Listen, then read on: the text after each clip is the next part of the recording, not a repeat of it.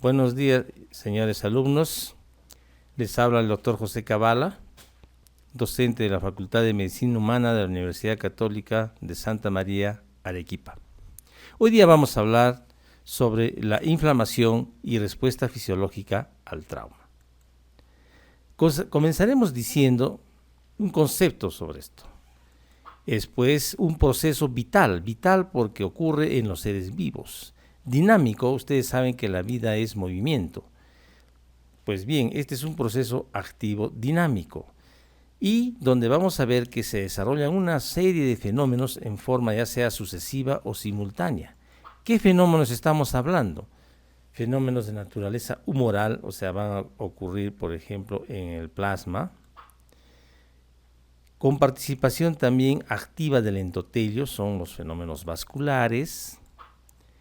También hay participación activa de las células del sistema retículo endotelial o RES. Y también hay un cambio en el metabolismo. Todo esto ocurre en el contexto del proceso inflamatorio. ¿Y por qué se produce esto? Es una respuesta a la injuria provocada por agentes físicos, químicos y biológicos. Una característica también importante que este fenómeno, de acuerdo a la naturaleza, de acuerdo a la intensidad de la agresión del daño, puede ser local o generalizada. En este último caso estaríamos hablando del síndrome de respuesta inflamatoria sistémica o SIRS. Hablaremos algo sobre unas características del proceso inflamatorio. Ya hemos dicho que es una respuesta protectora frente a los agentes nocivos y que puede ser local o sistémica. También este proceso está relacionado con la reparación de los tejidos una vez producido el daño, neutralizado y entonces va a tener lugar el proceso de la cicatrización. En algunos casos, este proceso, que está diseñado, como ya les dije, para defender al hospedero, al estar no adecuadamente modulado, puede resultar nocivo más bien para el hospedero. También tenemos aquí en que hay casos en que esta respuesta es exagerada frente al daño y entonces también resulta nociva para el hospedero. Estamos hablando, por ejemplo, de las enfermedades autoinmunes.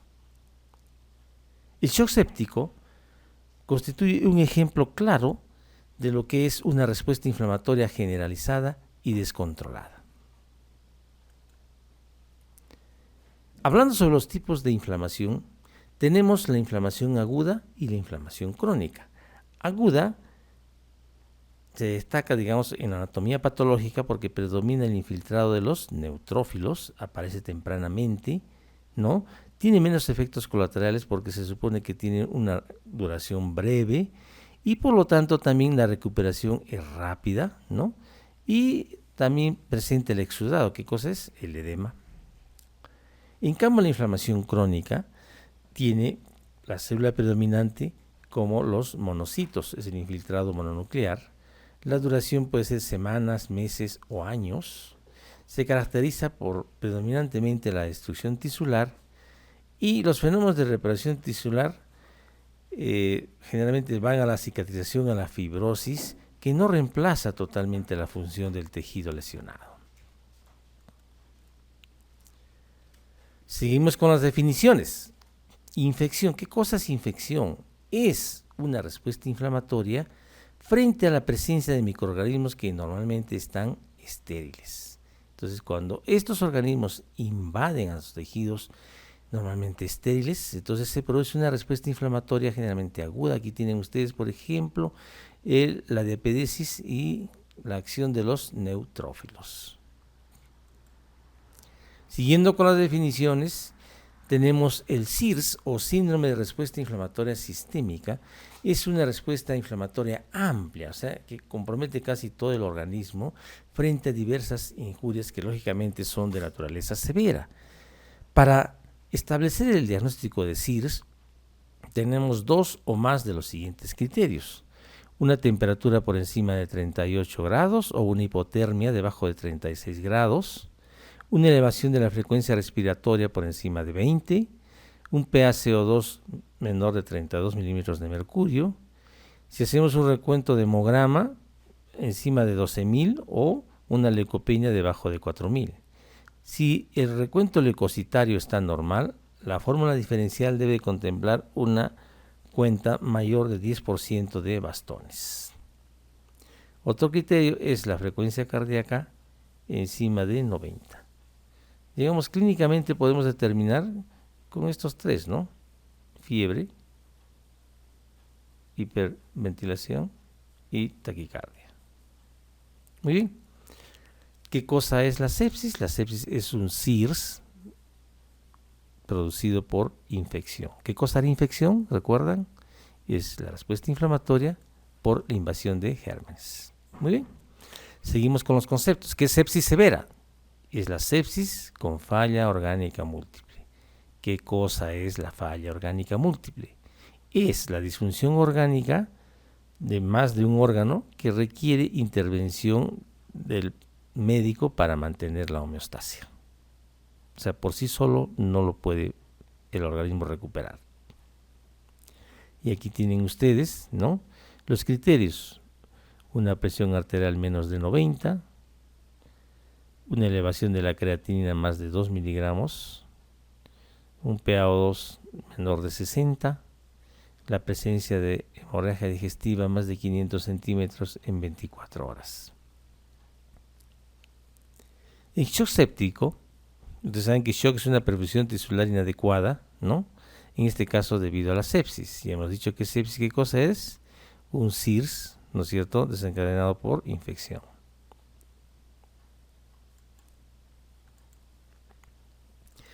Entonces ya sabemos, la infección entonces era una respuesta inflamatoria por la invasión de agentes patógenos en tejidos estériles. Si se generaliza, tenemos un SIRS conocido como sepsis. Muy bien. También este SIRS puede ser ocasionado, por ejemplo, por agentes físicos, como ser un traumatismo, quemaduras, o puede ser también por una respuesta inflamatoria endógena, que es la pancreatitis. El hecho es que hay un daño tisular extenso que nos va a llevar a un síndrome de disfunción orgánica múltiple. Y por compromiso del vascular, del endotelio, puede llegar a la hipoperfusión de los tejidos. ¿Y la hipoperfusión qué cosa es? Es shock. En este slide vemos también lo que estamos mencionando, ¿no? Producir el daño, si el daño produce una respuesta inflamatoria sistémica, hay cambios hemodinámicos en la microcirculación, hay una utilización deficiente de oxígeno, por eso la hiposaturación de oxígeno, el efecto es la hipoxia celular y que lleva a disfunción orgánica múltiple. En este slide estamos viendo de que cómo, ¿no?, la respuesta inflamatoria sistémica puede deberse a agentes físicos como trauma, quemaduras, inflamación interna como es una pancreatitis. El SIRS desencadenado por un proceso infeccioso, ustedes saben que es la sepsis. ¿Qué agentes? Son todo lo que ustedes han estudiado en los cursos de básicas, ¿no?, en microbiología, en parasitología, etcétera, ¿no? Tienen ustedes aquí todos los agentes biológicos. Muy bien, ya saben que es infección, ¿no?, que es sepsis, la sepsis severa, que es el shock séptico, y este concepto de shock refractario es aquel en el punto de ya no retorno, pese a todas las medidas, no se logra restablecer el mínimo de hemostasia, fallan múltiples órganos y se produce pues el óbito. Un poco más en detalle entrando a las fases clínicas del shock séptico, ¿no? Sepsis, en shock séptico temprano, fase hiperdinámica, en shock séptico refractario o irreversible, que lleva a la disfunción orgánica múltiple y la muerte. Vean ustedes cómo de un proceso infeccioso, inicialmente local, puede generalizarse y puede llevar a este efecto. De ahí la importancia de conocer todo la fisiopatología de este proceso. Ahora vamos a pasar a la respuesta fisiológica al trauma.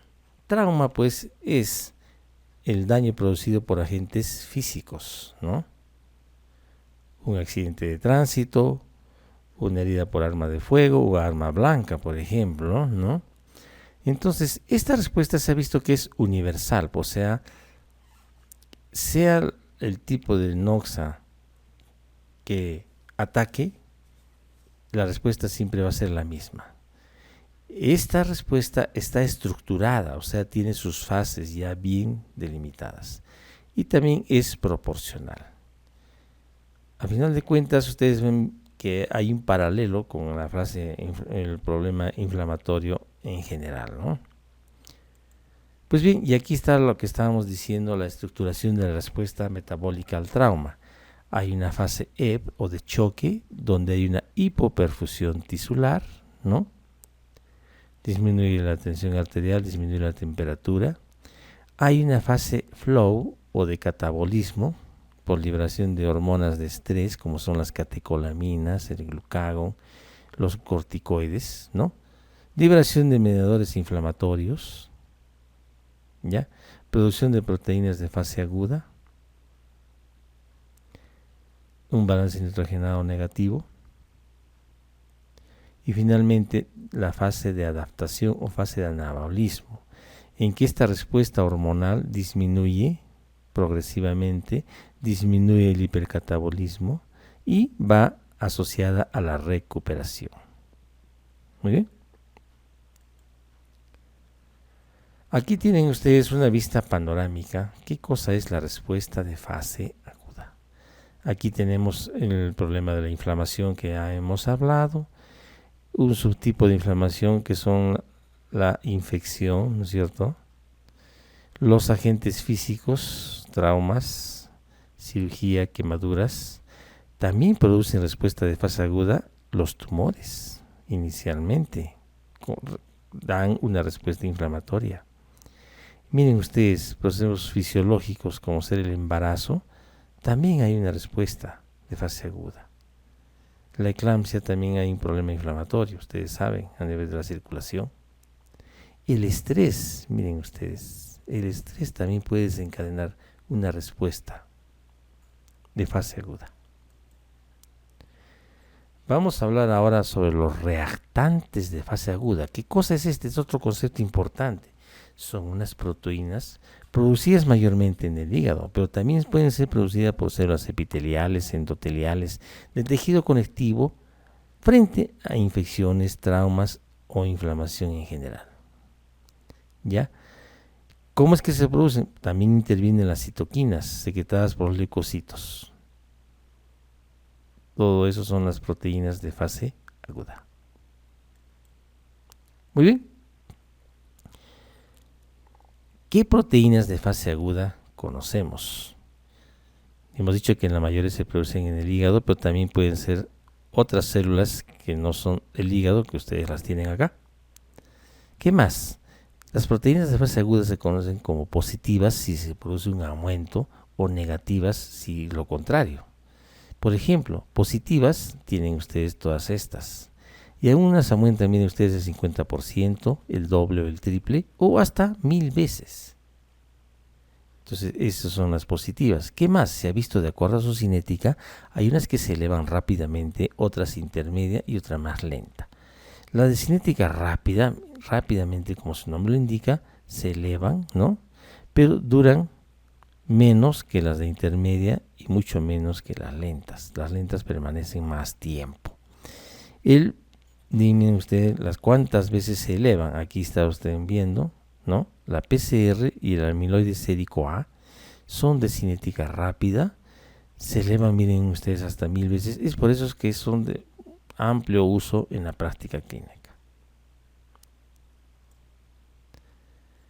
Ahora, ustedes han visto también la velocidad de cementación globular. Esto no es una proteína de fase aguda, es una prueba diagnóstica, ¿no? De laboratorio. Y es conocido que también se eleva en procesos inflamatorios. Entonces, tengan en cuenta esto.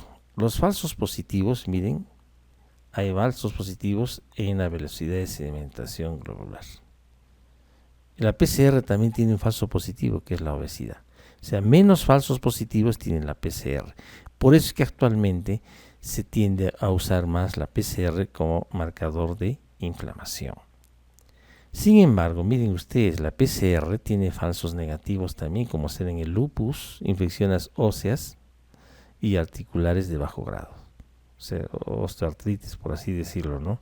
Leves, va a salir, hay un proceso inflamatorio leve y sin embargo la PCR va a salir negativa.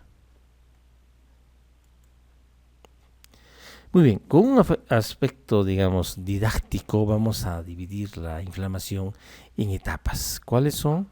Una etapa de agresión, una etapa de reacción y finalmente una etapa de curación. Entonces, se supone que la primera parte, ¿no es cierto?, la agresión, producido el daño, esta es la fase de agresión. Luego, entonces, va a producirse una reacción y finalmente curación en el tiempo. Es lo mismo, producido el daño, ¿no es cierto?, los efectos que produce el organismo, una reacción frente al daño y finalmente la reparación. Con una vista panorámica también podemos mencionar en fase 1 que es un problema local, ¿no es cierto? La fase 2 una liberación de mediadores inflamatorios, la fase 3 una generalización de este proceso con participación, digamos, de diversos órganos, que puede llevar al síndrome de disfunción orgánica múltiple. Aquí lo mismo, ¿no? Un problema local. Si es mayor el daño, una reacción sistémica. Liberación de hormonas, ¿no?, de proteínas de fase aguda. Participación de células del res. Y de acuerdo a esto podemos llegar a una neutralización o un equilibrio, ¿no? Si llegamos a la curación o llegamos a una neutralización parcial, un equilibrio que es la inflamación crónica. Muy bien, entonces vamos a hablar sobre la fase de agresión. Básicamente hay pues lesión o muerte celular. Efecto de ello entonces se activa la cascada inflamatoria con una serie de sustancias o síntesis que son, ¿no?, los fenómenos humorales. Entonces aquí tienen ustedes en forma panorámica algunas sustancias que vamos a hablar. Vamos a hablar en primer lugar de los inflamosomas. ¿Qué es esto? Miren ustedes, en el año 2002, este autor Matzinger dijo de que hay patrones moleculares que están asociados al peligro, danger, ¿no? Patrones moleculares asociados al peligro. Estos podían clasificarse en dos.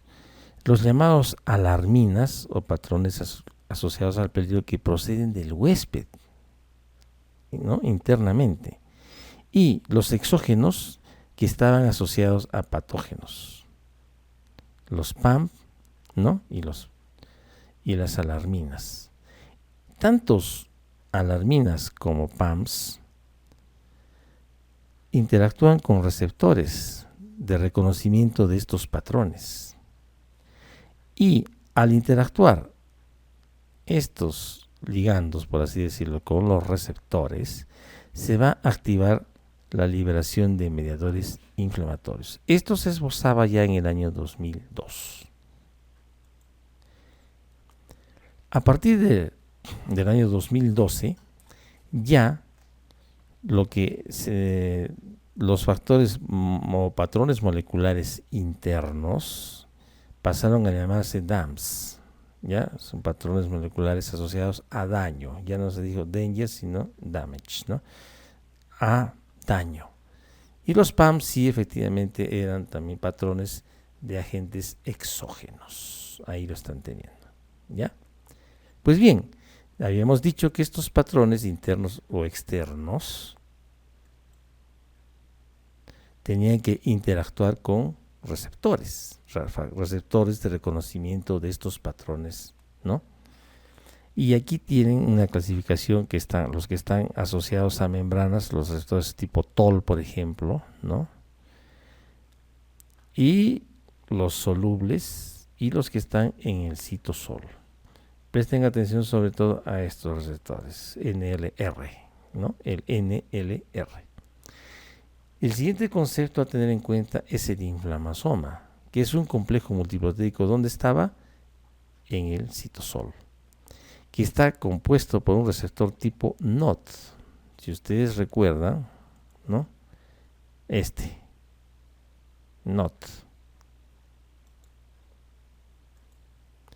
Pues bien, vamos a ver, por ejemplo, en el RP3, se compone también de una proteína asociada a la caspasa y la procaspasa. ¿Qué hace esta proteína ASC?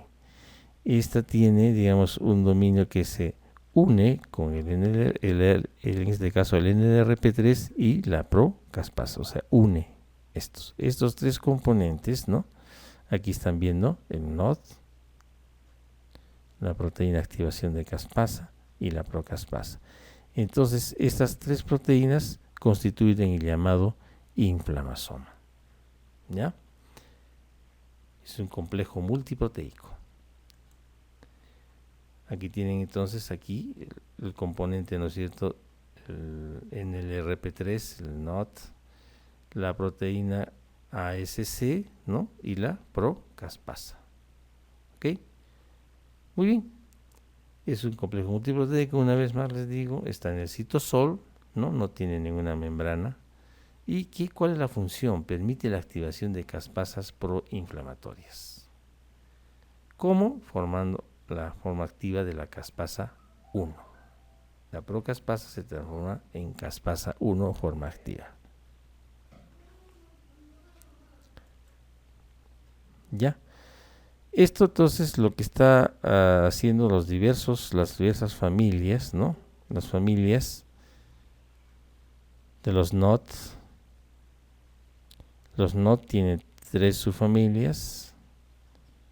Es la familia de los diversos receptores de reconocimiento de patrón, ¿ya?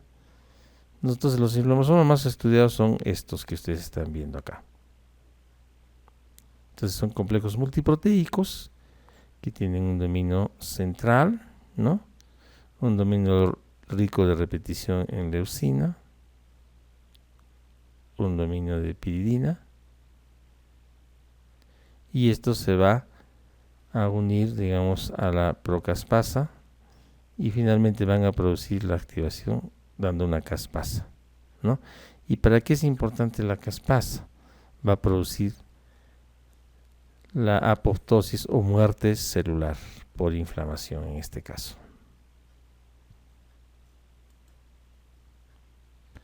Para que se active entonces hay una primera señal, ¿no? Ya sea por PAMS o DAMS, que va a interactuar con este receptor de reconocimiento de patrón, ¿no?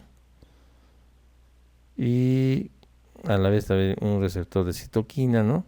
Que va al núcleo, ¿no? Activando el factor nuclear kappa beta. Este factor nuclear kappa beta va a activar el inflamosoma, que hemos dicho que tiene una parte, digamos, de unión de oligomerización de nucleótidos, la proteína asociada a la caspasa y la caspasa 1. Al activarse la caspasa 1 produce la muerte celular por proceso inflamatorio, que es piroptosis. Este slide trata de decir lo mismo. Esta señal 1 está asociada a los receptores tipo TOL, va al núcleo, la activación del factor nuclear kappa beta, ¿no? Se ensambla el inflamosoma, va a producir una caspasa activa, y esta caspasa activa, ¿qué va a hacer?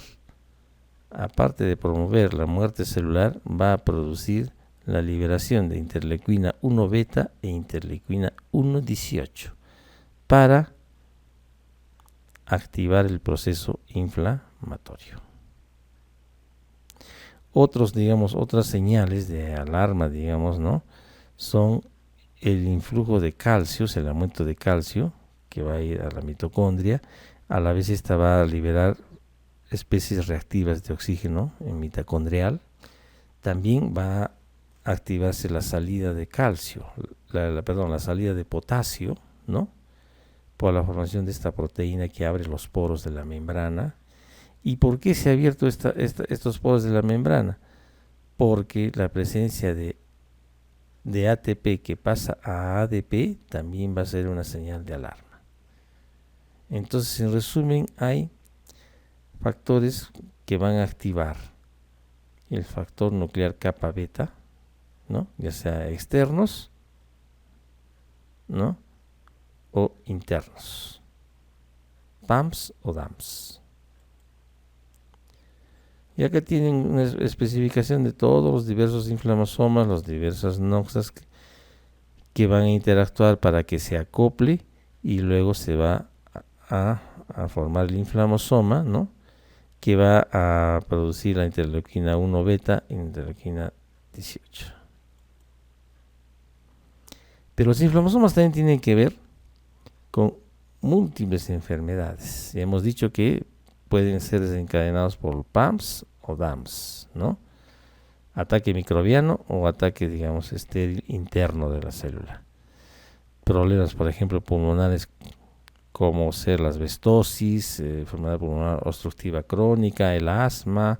Acá tienen ustedes a nivel incluso Alzheimer, Parkinson, artritis reumatoidea, gota, etcétera, enfermedad inflamatoria intestinal, incluso con el cáncer, enfermedades metabólicas, ¿no? Y la hipertensión. Entonces, como ven ustedes, la importancia de estos componentes. Y aquí, en resumen, entonces, las diversas enfermedades que están relacionadas con la hiperactivación del inflamosoma. Ahí tienen ustedes.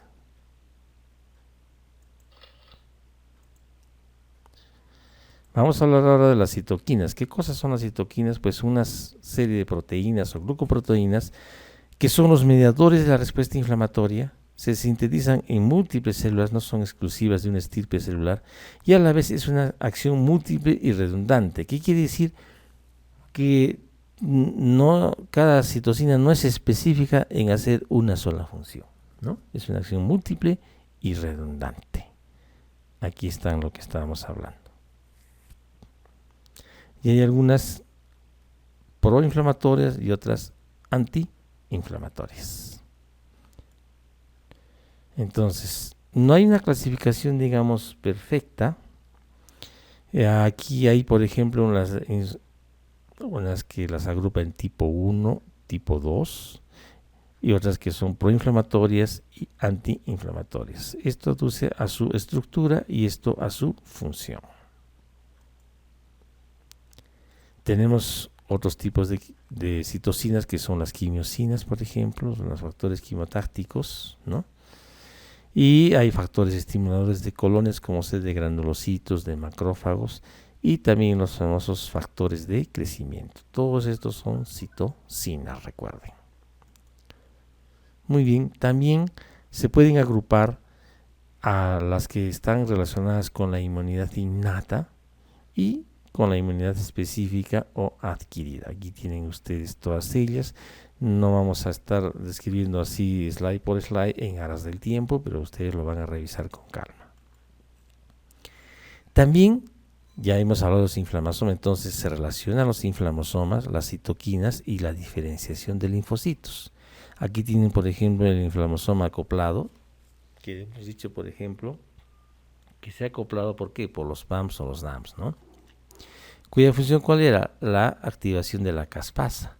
Y esta caspasa favorece la liberación de interleuquina 1 beta, la interleuquina 18, la interleuquina 33. Y estas interleuquinas también tienen que ver con la diferenciación de los linfocitos, por ejemplo, en este caso los T helper, ¿no? Aquí un poco más detallado, el T helper 1 que tiene que ver con la inmunidad celular, el T helper 2 con la inmunidad humoral, ¿no? El T helper 17 que es el regulador, también está en proinflamatorio, y los T reguladores antiinflamatorios. Este es en pro y este es en antiinflamatorios. Muy bien. Y ven ustedes cómo participan las diversas citoquinas, ¿no? En ellos. Y a la vez, estas células producen otras citoquinas. Ustedes ya conocen este esquema tradicional, ¿no? Este es el antígeno. ¿Esto qué cosa es? Célula presentadora de antígenos, ¿no? Va entonces a la célula inmunológica, ¿no es cierto? Que va a producir ¿qué cosa?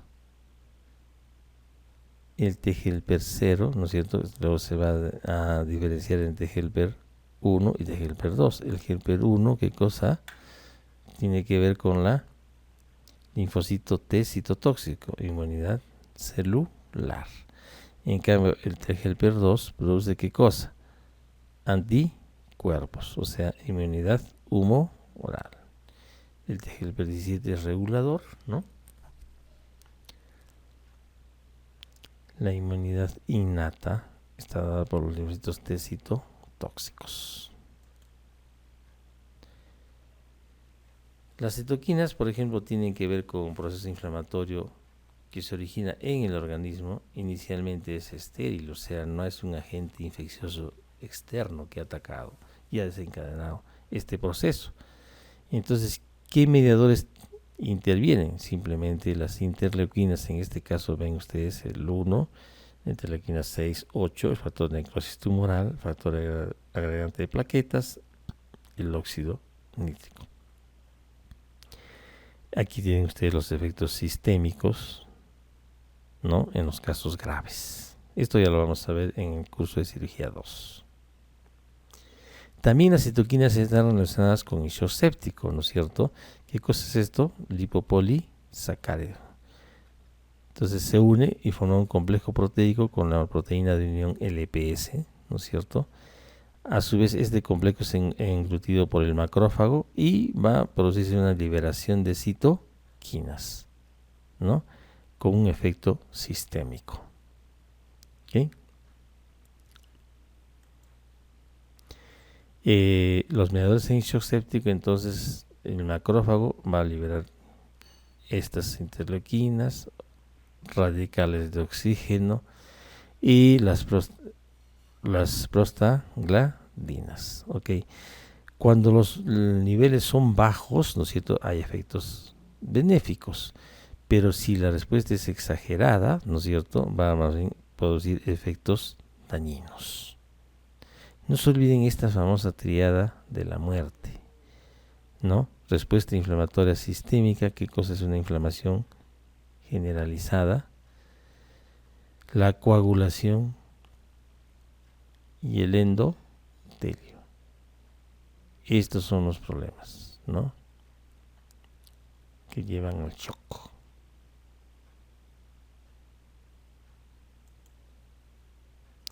También las citoquinas tienen importante papel en el rechazo de trasplantes. Como ven, hay tanto inmunidad celular como inmunidad humoral en el rechazo. Hay varios tipos de rechazo: el rechazo hiperagudo, el rechazo agudo, ¿no?, y el rechazo crónico. El hiperagudo son por anticuerpos preformados, o sea, una inmunidad innata. Muy bien. Y miren ustedes cómo participan las diversas citoquinas, ¿no?, interferón gamma, etcétera, en estas respuestas. Inmunidad celular y inmunidad humoral también. También las citoquinas tienen importancia en la cicatrización de las heridas, que ya lo van a ver con más detenimiento seguramente en la clase de cicatrización.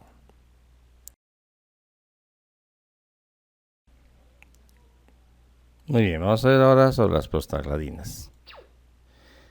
En las membranas, recuerden ustedes este componente que son los fosfolípidos de membrana, ¿no?, que por acción de la fosfolipasa A y protección de calcio se va a descomponer en ácido araquidónico y el lisofab. El ácido araquidónico, por acción de la lipooxigenasa, da origen a los leucotrienos, por la ciclooxigenasa da las prostagladinas y la tromboxano sintasa pues los tromboxanos. Por otro lado, el lisofab da, por acción de la lisofab acetiltransferasa, pues bien el factor agregante plaquetario, ¿no? Este es el árbol genealógico de los fosfolípidos de membrana. Muy bien. Los AINES impiden, ¿no?, la acción de la COX o ciclooxigenasa, disminuyendo la producción de prostaglandinas. Por otro lado, los corticoides, ¿no?, actúan a nivel, digamos, del tronco, de manera que su efecto antiinflamatorio es mayor.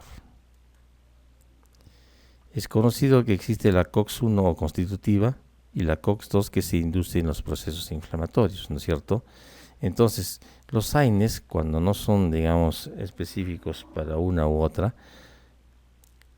producen, al anular la COX-1, producen pues efectos secundarios. ¿Por qué? Porque normalmente, ¿no es cierto?, hay funciones fisiológicas que protegen la mucosa gástrica, la perfusión renal, ¿no es cierto?, la agregación plaquetaria.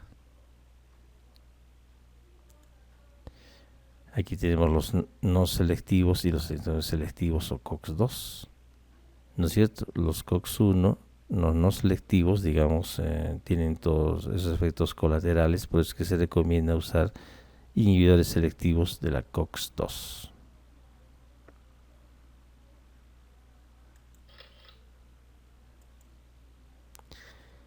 La histamina. La histamina, ustedes saben que deriva de la histidina, ¿no? Está relacionado con estas fracciones del complemento y tiene que ver con el proceso de la adhesión de epidesis, ¿no?, de los polimorfos nucleares.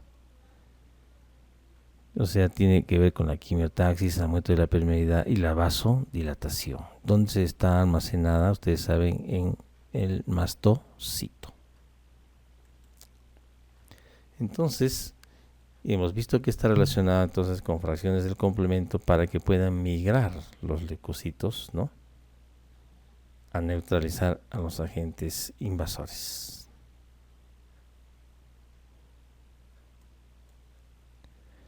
Pero también tiene un rol importante en los problemas de urticaria, ¿no es cierto?, con participación de la inmunoglobulina E, ¿no? Inmunoglobulina E. Las quininas están relacionadas por un lado con la cascada de la coagulación y por otro lado con el sistema fibrinolítico. ¿Cómo así? Pues bien, este factor 12A, ¿no?, hace que la precalicreína se convierta en calicreína. ¿Qué cosa es? Es una enzima, ¿no?, que va a actuar sobre los cininógenos. Por ejemplo, aquí tenemos el cininógeno de alto peso molecular que va a dar origen a la bradiquinina. Pero por otro lado, la calicreína tiene que relacionarse con el sistema fibrinolítico. Es decir, tenemos por un lado coagulación y tenemos por otro lado la anticoagulación. ¿Y por qué? Porque esta calicreína va a activar el plasminógeno convirtiéndose en plasmina. Y como ustedes saben, la plasmina, ¿no es cierto?, se relaciona por un lado con la cascada del complemento y por otro lado hace que, ¿no?, la fibrina, ¿no?, la fibrina sea lisada, fibrinolítico. ¿De dónde se produce la fibrina? A partir del fibrinógeno. Entonces hay un equilibrio, en resumen, de la coagulación y de la anticoagulación. Y además la bradiquinina tiene un efecto vasodilatador. Entonces, cuando se rompe este equilibrio por una inflamación aguda y si puede ser severa, ¿qué va a pasar? Se va a activar la cascada de coagulación y a la vez se van a consumir, ¿no?, se van a consumir los factores de coagulación. ¿Qué cosa es esto? El síndrome de coagulación intravascular diseminada. Los radicales libres de oxígeno. Pues bien, aquí tienen ustedes los principales. ¿Dónde se producen? Aquí están estas células que lo producen. ¿Qué acción tienen? ¿Y cómo es que lo logran esto? Alteran la membrana celular, las proteínas y el ADN, dando un daño tisular. Los radicales libres se producen a diverso nivel en la célula, pero principalmente en la mitocondria, que es la fuente de transporte de electrones. En la célula hay, digamos, promotores y reguladores de los radicales libres. Por ejemplo, tenemos la citocromo oxidasa, ¿no es cierto? Es el sistema de producción. Tenemos la santina oxidasa, los rayos ultravioleta, como son exógenos, ¿no? La glicolatoxidasa, entonces son productores. Y por otro lado, los antioxidantes, que son, por ejemplo, los capturadores de vitamina E, beta-caroteno, vitamina C, ¿no? La superóxido dismutasa, ¿no? Con factores importantes como ser el cobre, el zinc, el manganeso, etcétera. Entonces normalmente hay un equilibrio entre los oxidantes y los antioxidantes. ¿Qué cosa es el estrés oxidativo? Normalmente la célula está sometida a estrés. Por un lado, miren ustedes, factores externos, ¿no? Radiaciones ultravioletas, el tabaquismo, la radiación ionizante, etcétera. También hay un estrés oxidativo interno, procesos infecciosos, etcétera. Entonces se van a liberar estos radicales libres que van a dañar a las células y el ADN. También hay una teoría que tiene que ver con el envejecimiento, como vamos a ver en la siguiente. Entonces se rompe este equilibrio, ¿no?, entre los antioxidantes y los prooxidantes. Enfermedades que expresan este desequilibrio son, por ejemplo, la obesidad, la diabetes, trastornos neurodegenerativos, la aterogénesis y finalmente el cáncer. Los daños diversos en las bases purínicas, pirimidínicas, en el ADN. Y esto es lo que tiene que ver con el envejecimiento, ¿no? Entonces, predominan los factores oxidantes, radicales oxígeno libres. Hay un estrés oxidativo crónico, ¿no?, que lleva al envejecimiento.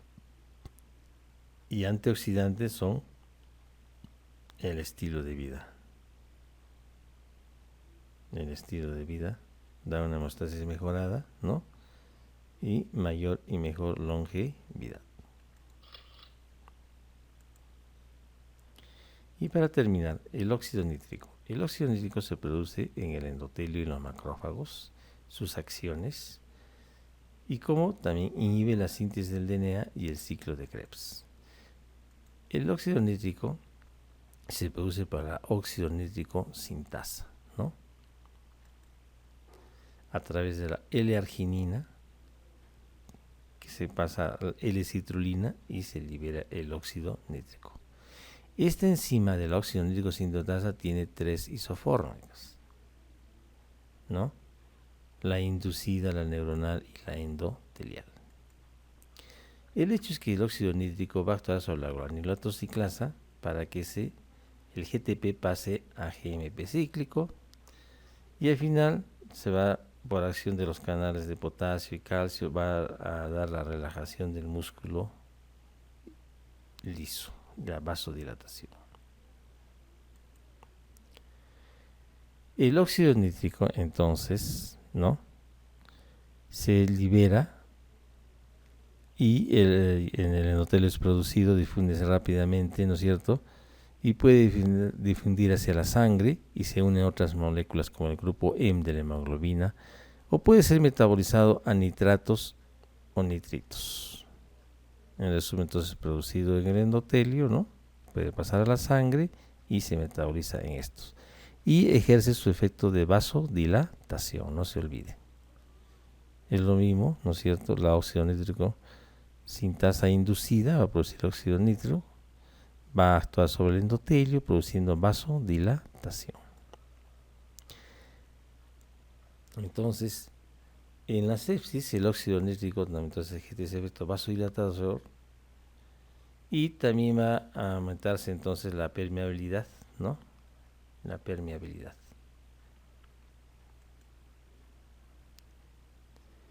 Ahora, no solamente es a nivel del vaso, el óxido nítrico.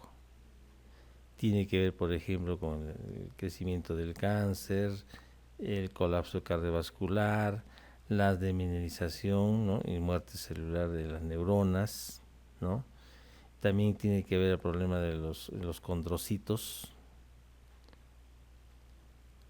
rompiendo el equilibrio entre la protección de la articulación y la destrucción de la articulación.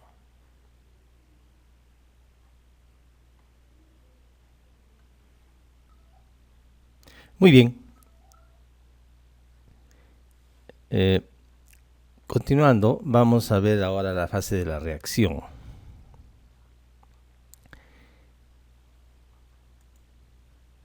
Entonces, hemos visto todos los mediadores que se liberan, ¿no?, en la fase de la agresión. Entonces, esto trae una consecuencia de otros fenómenos, como ser los fenómenos neurovasculares, la activación del endotelio, la activación del RES y el proceso de la fagocitosis, ¿no? Entonces, esta respuesta inflamatoria está caracterizada por todos estos fenómenos, que se traducen de la siguiente manera. La vasodilatación clínicamente se ve como un eritema y el edema. La éstasis circulatoria lleva a la congestión. Y el edema se produce también por el aumento de la presión hidrostática y disminución de la presión oncótica. Aquí tienen una vista microscópica cómo se ha producido una vasodilatación capilar. Tenemos aquí los mediadores, ¿no?, su acción vasodilatadora, cómo influyen sobre la permeabilidad vascular y lo que trae también el favorecimiento de la quimiotaxis. La bradiquinina también desencadena dolor. Entonces, todo este conglomerado de signos y síntomas, Cornelius Celsus lo describió, dando sus síntomas clásicos que son rubor, dolor, calor y tumor, conocido como la tétrada de Celso. Estos procesos inflamatorios se conocen en medicina con el sufijo de itis. Entonces, si se produce una inflamación en los folículos, foliculitis, una inflamación extensa, celulitis, una inflamación en la laringe, laringitis, etc., ¿no?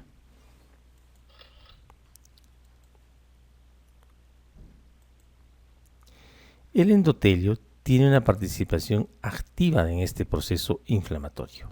Recibe por un lado el influjo de varios mediadores, como son interleuquinas, quininas, el complemento, etc. El endotelio cumple una serie de funciones, como ustedes están viendo aquí. Vamos a ocuparnos ahora mayormente sobre la influencia sobre el tono vascular, ¿no?, la participación en la inflamación con las selectinas. ¿Qué cosa es esto? Molécula de adhesión intracelular y vascular, ¿no?, por mencionar algunas acciones. El endotelio, pues, entonces, favorece la diapédesis. ¿Por qué? Porque tiene que presentar una vasodilatación. Ustedes saben qué cosa tiene que, para migrar los neutrófilos es necesario que se rompan las uniones intercelulares, pero primero tiene que adherirse. Ustedes saben, las integrinas y las selectinas cumplen un rol en este proceso, ¿no? Se liberan al espacio extracelular los polímorfos nucleares, ¿no?, y desarrollan el proceso de la fagocitosis, con participación del complemento. Aquí el mismo proceso, ¿no?,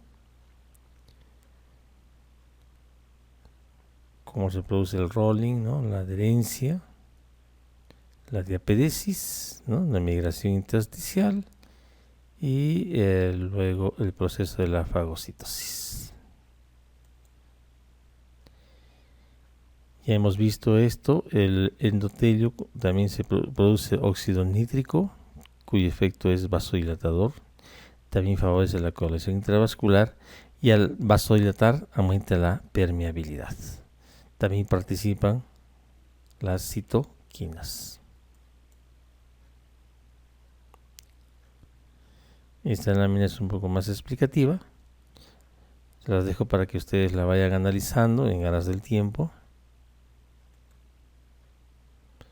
Entonces se produce una modificación, para la vasodilatación se produce, ¿no?, una modificación en el metabolismo de las caderinas, aumentando las uniones intercelulares. Aquí estamos resumiendo las funciones del endotelio, ¿no?, las diversas sustancias que produce.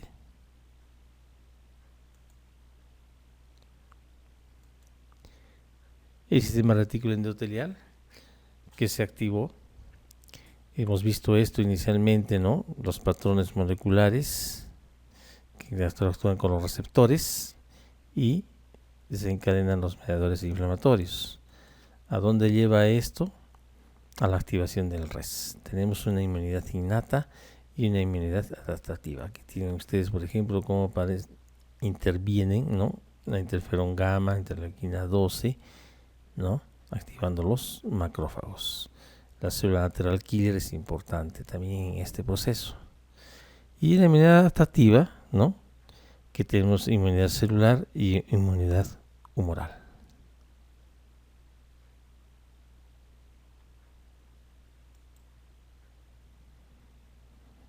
Aquí en lo mismo, ¿no?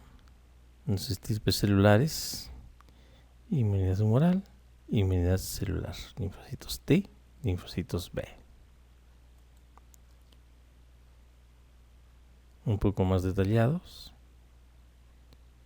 TGLPR1 va para la activación de los macrófagos, inmunidad celular, TGLPR2, linfocitos B, ¿no? Anticuerpos, las células de memoria,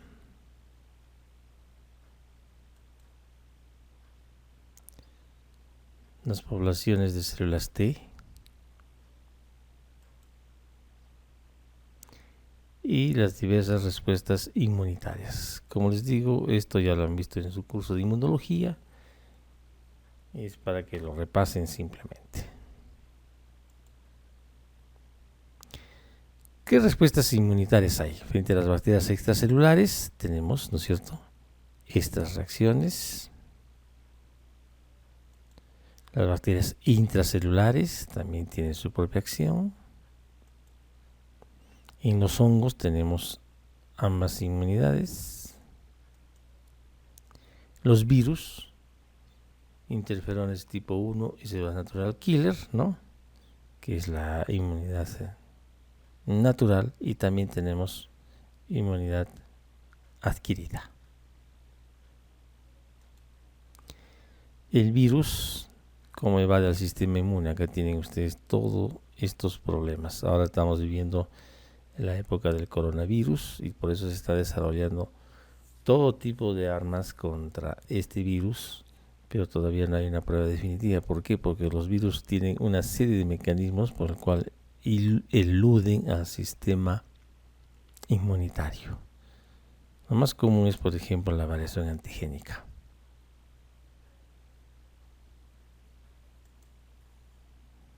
Protozoos y helmintos, tienen ustedes, las respuestas son heterogéneas. Los intracelulares sobre todo desencadenan inmunidad celular. Y los helmintos, con participación de la inmunoglobulina E, muerte mediada por eosinófilos y otros leucocitos. Es clásico, ¿no es cierto?, la eosinofilia en los parásitos, en los helmintos. Por último, vamos a hablar algo de la fagocitosis, que es un proceso por el cual células especializadas, ¿no?, van a localizar, van a englobar a las bacterias o cuerpos extraños, ¿no?, en todos estos procesos, y van a finalmente destruirlo. Aquí están sus fases: quimiotaxis, opsonización, captación y bacteriolisis, con toda la participación del complemento. Inmunoglobulina G también, ¿no? Entonces, el complemento que está asociado a la fagocitosis, ¿no?, tienen aquí ustedes las diversas funciones, los diversos componentes, las vías de activación del complemento, ¿no? Una vez más, recapitulando las funciones del complemento, las diversas fracciones. Como les digo, esto es un repaso, simplemente lo que ustedes ya han visto ya en inmunología. Los receptores que hay para cada complemento, dónde están, en qué células se encuentran y las funciones que tienen. Coordinadamente, ¿no es cierto?, es en la inmunidad innata, la activación del complemento. Y también el inflamosoma también tiene una coordinación con el complemento. La participación del inflamosoma en la sepsis y con el complemento. Deficiencias hereditarias del complemento traen diversas enfermedades, por ejemplo el lupus, la glomerulonefritis, es falla de estas fracciones, por decir algunas. Y finalmente vamos a entrar a la fase de curación. Dijimos que la inflamación está relacionada también con la cicatrización y la reparación de los tejidos. Es importante que para que haya cicatrización tiene que haber un adecuado control de la inflamación, de la infección. Tenemos, así como hay mediadores inflamatorios, hay también mediadores antiinflamatorios que ustedes los tienen acá. Y también hormonas, ¿no? Mediante la activación del eje hipotálamo hipófisis suprarrenal, básicamente los corticoides. Entonces, para que se resuelva el problema inflamatorio, tiene que haber participación de neutrófilos y macrófagos que destruyan pues a las bacterias, a las partículas extrañas. Tiene que participar el fibroblasto para que forme el colágeno. Las células epiteliales y endotelales crean un nuevo tejido y le restauran una función. Lógicamente que para ello se necesita que se formen nuevos vasos, ¿no? Que es la angiogénesis, y participación de los factores de crecimiento epidermal, factor derivado de las plaquetas, el factor de crecimiento transformante alfa, transformante beta, etc. Eso lo van a ver más en la clase de cicatrización. Esta curación puede ocurrir, por ejemplo, sin secuelas, se restablece todo normalmente, por ejemplo, una quemadura de primer grado. O secuelas mínimas es, por ejemplo, cuando se hace una operación sin infección de la herida, y secuelas mínimas quedan, ¿no? De acuerdo a las características propias de cada paciente, como tenga su cicatrización, pero las secuelas son mínimas. Si la lesión es más extensa, es lógicamente que van a quedar secuelas, ¿no? Y si lo dejamos así a que con el tiempo cierre esta herida, se llama una cicatrización por segunda intención. Si intervenimos para que esta recuperación sea más breve, por ejemplo, colocamos un injerto o afrontamos la herida, es una reparación por tercera intención. Entonces tenemos primera, segunda y tercera intención en la cicatrización de las heridas. Vamos a poner un ejemplo. Por ejemplo, si hay una escoriación o si una lesión de las capas superficiales de la piel, ¿cómo va a reparar esto? Por primera intención. Si hacemos una cirugía programada sin infección, por ejemplo, una herniorrafia, una reparación de una hernia, con la técnica, por decir, de Bassini, pues entonces esperamos que cicatrice por primera intención. Si esta es una herida contusa, ¿no? Alguien que ha recibido un golpe con un objeto contundente, se ha agregado infección, ¿no? Entonces esto va a demorar más tiempo y va a cicatrizar por segunda intención. Igualmente una cervitis necrosante, hacemos una necrosectomía, removemos todo este tejido y va a quedar un gran defecto, ¿no? Entonces va a curar por segunda intención. Si después que hemos eliminado la infección podemos agregar un injerto, eso sería por tercera intención. Muy bien, entonces este es un resumen de todo lo que hemos estado hablando. Se produce el daño celular, la liberación de mediadores, la reacción del sistema inmune, y podemos tener dos alternativas: lo resolvemos o llegamos a un equilibrio, pasamos a la resolución con la cicatrización, o llegamos a un equilibrio con la inflamación crónica. Eso es todo, gracias por su atención.